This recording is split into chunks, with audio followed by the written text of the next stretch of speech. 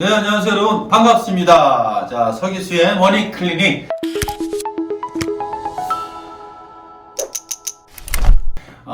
오늘은 법률 처방전 시간입니다. 자, 여러분이 궁금해하시는 생활 속의 법률과 사례 위주로 알아보도록 하겠습니다. 자, 오늘도 무지무지 바쁘시지만 우리 법률법인 해안의 신동호 대표 변호사님을 모셨습니다. 반갑습니다, 변호사님. 네, 반갑습니다. 안녕하십니까? 예. 점점 젊어지시는 것 같습니다. 저 변호사님. 예, 좋습니다. 자, 많은 분들이 알고는 있는데, 이거를 섣불리, 그죠? 조금 조심스럽기도 하고, 잘 모르기도 하고, 그래서 남 얘기 같기도 하고, 뭐 재산 꼴랑 얼마밖에 없는데, 이런 이유로, 예, 아직 실천을 못 하시는 유언서, 바로 유언서 작성 방법에 대해서 한번 알아보도록 하겠습니다. 실제로 생전에 유언서를 작성을 하고 싶은데 못 하시는 분들도 계시고, 그 다음에 유언서를 작성을 하셔야 될 것 같은데 전혀 남 얘기를 취급해 버리시는 분도 계시고, 또 유언서를 작성을 하긴 했는데 이게 정말 법적으로 효력이 있을지 고민하시는 분도 계시고, 정말 많은 분들이 계신데 오늘 명쾌하게 그걸 풀어드리도록 하겠습니다. 자, 첫 번째 이제 유언의 방식이 있는데 많은 분들이 고민하시죠. 어떤 식으로 나의 의지와 나의 생각을 남길까 고민하시는데, 변호사님, 유언의 방법에는 보통 몇 가지가 있을까요?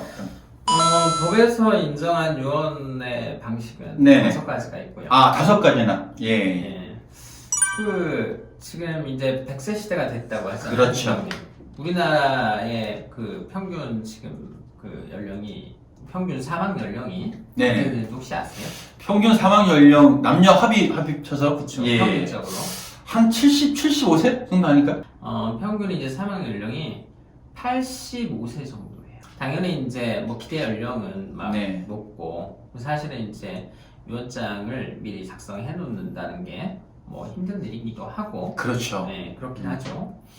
일단은 이제 법에서 인정하고 있는 건 자필 증서, 자필 증서. 예, 그 다음에 공정 증서, 그 다음에 녹음, 녹음. 그 다음에 비밀 증서, 구수 증서, 이렇게 5가지가 있는데요. 주로 많이 이제 쓰이는 거는 자필 증서와 공정 증서죠. 네, 2가지가 일단 가장 핵심이고, 예. 어떤 걸까요, 이게? 그러니까 이제 자필 증서는 뭐 결과적으로 수기로 손으로 쓰는 거예요.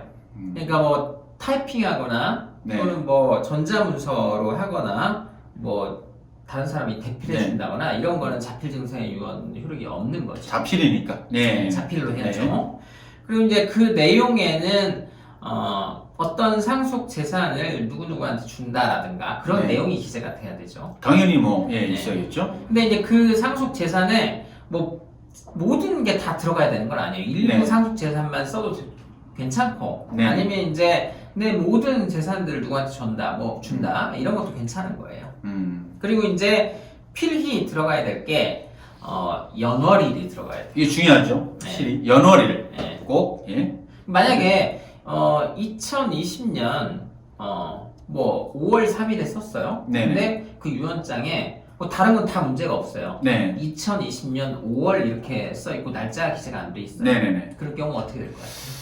무효될 것 같은데요. 좀 잘하시네요. 네. 정확한 날짜가, 시간까지. 네, 정확한 날짜가 기재가 되어야 그렇죠. 예. 그 다음에 이제 유언자의 주소가 기재가 되어야 됩니다. 주소, 예. 연월일, 주소. 그렇죠. 예. 근데 이제 주소도 이렇게 무슨 뭐 암사동, 뭐 어디 뭐 무슨 동만 기재되면 안 되고요. 번지까지. 예, 번지까지 있어야 되는데 꼭 주민등록지여야 되냐 그런 건 아니고, 네네. 주민등록지가 아닌 뭐 실제 생활을 하고 있는 곳, 네네네. 뭐 그런 주소가 기재되어도 상관없습니다. 거주에 대한 부분은 체크를 굳이 안 한다는 말씀이시죠? 아니, 주민등록 주소지하고 일치해야 되는 건 아니고, 내가 주민등록 주소지와 예. 실거주지의 주소가 써 있어도 되고, 네. 주민등록지의 주소가 써 있어도 되고, 그런 얘기를 하는 거죠. 알겠습니다. 자, 3번째 꼭 필요한 게, 그 다음에 본인의 성명을 써야죠. 성명 당연히 있어야겠죠? 네, 그 다음에 성명을 쓰고 나서 또 날인을 해야 됩니다. 날인. 요거 되게 중요한 것 같은데, 날인. 네. 그죠? 근데 이제 날인은 막도장, 그러니까 인감 도장만 되는 건 아니고, 네네. 막도장이나 또 그 지문을 찍어도 돼요. 아, 지장도 가능하고요. 네. 예. 근데 이제 문제는 막도장이나 지문을 찍게 되면 나중에 이게 그러니까 막도장 혹시 나중에 찍은 거 아니냐? 인간 도장은 그럴 수 보통 있죠. 그럴 일이 없잖아요. 네네네. 근데 나중에 막도장을 파서 찍은 거 아니냐? 아니면 이제 이 지문이 맞느냐? 이렇게 해서 분쟁이 있게 되면 또 감정을 해야 되고 네네. 이런 분쟁의 소지가 있는 거예요. 아, 네. 예. 알겠습니다. 그럼 5가지 연월일, 예. 주소, 그다음에 성명, 예. 자서 및 날인. 요 꼭 기억하시고 요게 반드시 필수 유언장의 기재 사항이다라는 거 말씀 주셨고 자필 인서까지 알아봤고요. 자, 이번엔 또 뭐가 있을까요? 자, 공정증서의 우한 유언은 공증사무소에 가는 거예요. 공정인서니까 말 그대로. 네, 그렇죠. 공증사무소에 가서 하면 네. 되는 거고 또는 이제 병원에 계실 때는 또 공증 변호사가 네네. 뭐 출장을 오는 경우도 있죠. 음. 근데 이제 일반 공증하고는 다른 게 뭐냐면 증인이 2명 있어야 돼요. 증인이 2명이세요. 네. 증인의 요건은 뭐 상관없는 거죠? 아니요, 아무나 증인을 갈 수는 없고요. 아, 그래요? 그러니까 예. 그 유언의 이해관계자, 그러니까 뭐 상속인 중에 한 명, 네. 이런 사람은 증인을 세우면 안 돼요. 그렇겠네요. 예. 네, 세우면 안 되고, 뭐 시각 장애인이거나 문자를 해독을 못해, 뭐 그런 사람은 당연히 안 될 거 아니에요. 아, 그렇죠. 그리고 이제 뭐 한정치산자, 근치산자 이런 사람도 안 되고요. 네. 그리고 미성년자도 안 돼요. 미성년자도 안 되고. 네, 증인으로. 예. 그리고 이제 공증을 하는 곳에서 그 직원들이 공증 뭐 증인을 쓴다, 그것도 안 돼요. 아, 그것도 하나의 또 이해관계자로 들어가서 아니면 네, 공증인의 친족이나 뭐 고용이 된 사람 이런 사람들은 안 되는 거예요. 그래서 그런 사람들 외에 이제 증인 2사람이 같이 공증에 네, 가서 네네. 같이 기재가 되어야 되는 거예요. 알겠습니다. 그리고 녹음과 기밀 증서하고 구수 증서가 있는데 간단히 뭐 설명 좀 부탁드리겠습니다. 그러니까 녹음은 이제 보통 증인들이 있으면서 유언의 내용을 녹음을 하는 걸 그렇죠. 말하는 거거든요. 네. 근데 이제 뭐 이렇게 녹음기, 그러니까 이 녹음은 이제 옛날에 만들어졌잖아요. 네. 보통 녹음기 갖고 녹음을 할 거 아니에요. 네. 근데 이제 요새는 어차피 동영상이 있잖아요. 그렇죠.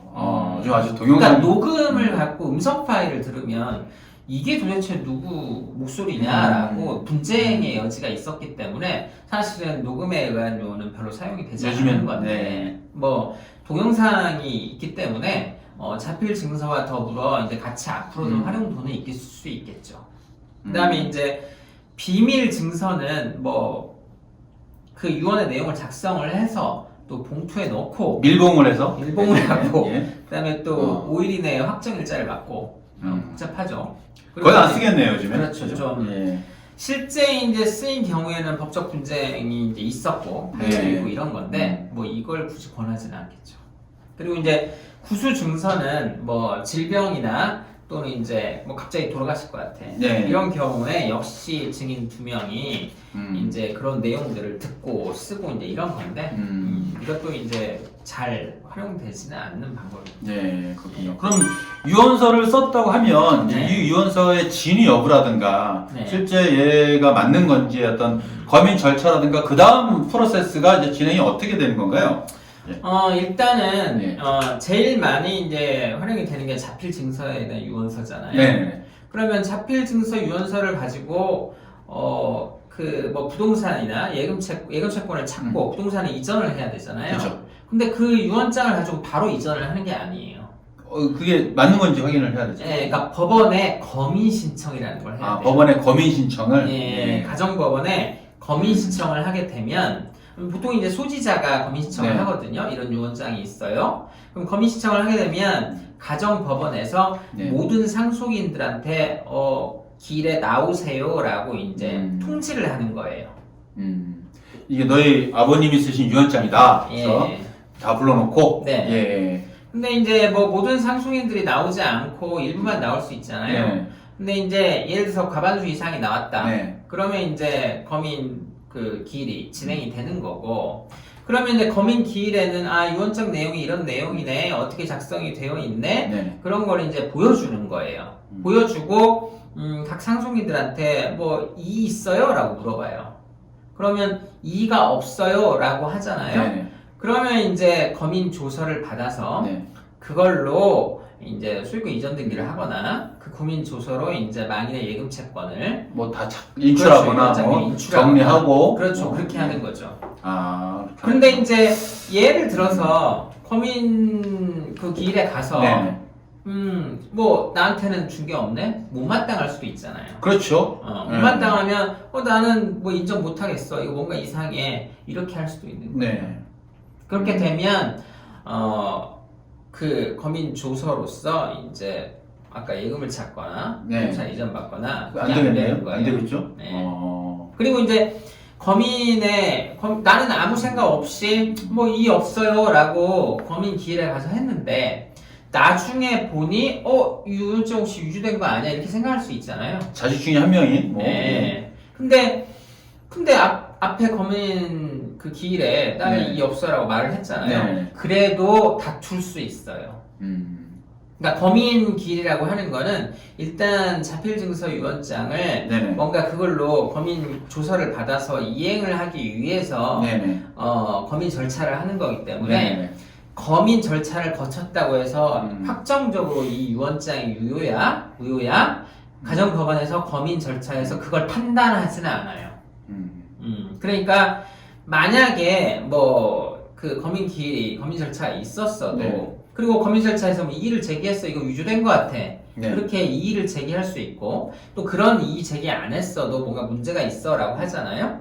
그러면 그 유언장이 효력이 있는지 없는지 유언장이 효력이 있다라고 주장하는 측은 유언 효력 유효 확인 소송을 하는 것이고 유언이 무효야, 유언장 무효야 그럴 때는 유언장 무효 확인 효력 유효 확인 그렇죠. 유효 확인, 무효 확인 이런 소송을 제기할 수 있는 거죠. 그렇군요. 우리가 전혀 몰랐던, 정말 몰랐던 생소한 어떤 그런 소송이 또 많군요. 그게 또. 예. 그렇군요. 그러면 이제 그 유언장 유효 네. 또 무효 확인 소송에서는 네.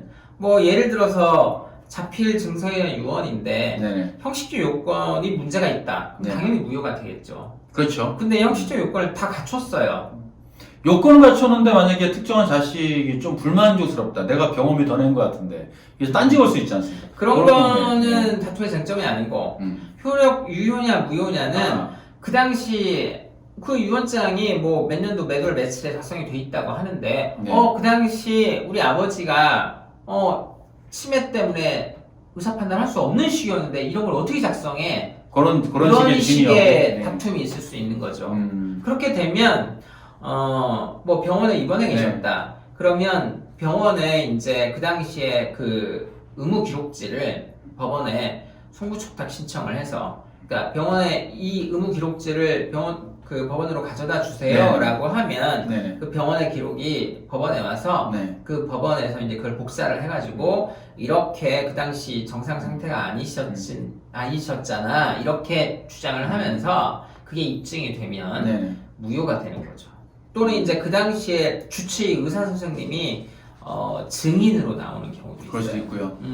그 당시 어땠냐? 유언서를 써도 작성을 해도 이게 또 그 다음에 또 진행되는 게 아주 조금 문제가 많군요. 예. 그리고 이제 보통은 유언서를 쓰게 되면 이제 자식들이 다 아는 경우도 있는데 또 보통은 많이 가져가는 자식들만 아는 경우도 있어요. 그러니까 다른 이제 자녀는 상속인들은 나는 이거 모르는데 뭐야 이게 이러면서 어쨌든 의심을 할 수밖에 없는 것이고 그렇게 되면 뭐 결국은 유언이 무효냐 무효냐 다투게 되는 거죠.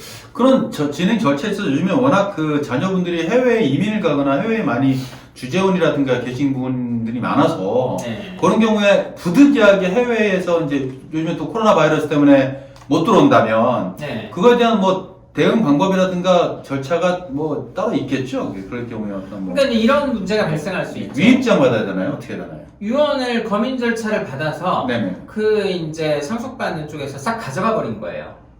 근데 아까 말씀하신 대로 외국에 나가서 외국에 나가서 할 수 있잖아요. 그래서 유언 거민 절차에도 참석도 제대로 못하고 그리고 나서 보니까 싹 가져가 버렸어요.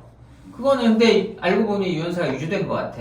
그런 경우에 이미 가져갔잖아요. 그러면 상속 회복 청구를 지난번에 말씀하신 다시 되돌리는 네. 청구를 근데 그것도 제척 기간이 그렇죠. 있었나요? 그것도 그렇게 가져간 날로부터 네. 10년 이내에 10년 그리고 이내? 안 날로부터 3년 이내에 해야 되죠. 거의 뭐 그래도 부모님이 돌아가시면 귀국은 뭐 장례식이라든가 이것 때문에 귀국은 하시겠지만서도 네. 그래도 뭐 부득이하게 네. 그런 경우가 있었을 때는 또 상속 그 회복 청구 소송을 그런 방법이 있다라는 거 여러분들 기억하시면 좋을 것 같고요. 그러니까 유언장에 대한 진위 작성서부터 해가지고 진위 여부에 대한 검인 절차, 그다음에 그 이후에 자녀들의 어떤 확인이라든가 이런 프로세스를 알아봤는데 그래도 뭐 관련 사례를 워낙 많이 겪어보셨으니까 유언장을 작성함에 있어서 부모님의 입장에서 또는 자녀의 입장에서 각각의 뭐 어떤 뭐 좀 챙겨야 될 거라든가 아까 뭐 유언장에 반드시 들어가야 될 필수 사항 같은 거 외에도 혹시 뭐 기억나시는 거 있으시면 몇 가지 팁 좀 마지막으로 부탁드리겠습니다. 근데 이제 공정 증서에 의한 유언은 네. 그 아까 검인 절차를 거치지 않아도 유언 공정 증서로 네. 집행이 가능해요. 근데 집행이 가능한데 보통 이제 공증을 할 때는 그 유언장에 유언 집행자가 기재가 되거든요. 네. 적시가 돼야 돼요. 그래야 그 유언 집행자가 그걸 갖고 집행을 하는 거예요. 영화에서 보면 이제 가방 들고 딱 놓고 그렇죠. 예, 그렇죠. 갑자기 혼자 농사 짓고 있는데 네. 그 할아버지가 음. 너 이제 유언했다 뭐 이런 그렇죠. 케이스일 경우에 그렇죠. 그분이 집행자인 거잖아요. 그렇죠. 유언 집행자를 뭐 신동호 변호사를 한다. 네. 그러면 이제 신동호 변호사가 이렇게 하는 거죠. 예를 들어서.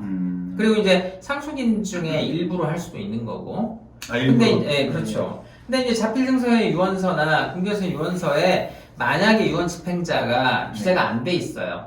그러면 상속인들의 다 동의가 있어야 또 집행이 된단 말이에요. 그렇기 때문에 근데 협조를 안 해요. 그런 경우에는 또 가정법원에 유언 집행자 선임 청구를 할 수 있어요. 그러니까 모든 거는 다 청구가 있네요. 하여튼 뭐가 됐건. 네, 그러니까 뜻대로 되지 않을 때는.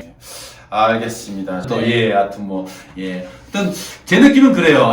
저도 뭐 나름 강의도 하고 많이 상담도 하는데 우리 변호사님 뵈면서 진짜 모르는 분야가 많고 아직 멀었구나라는 생각도 하고요.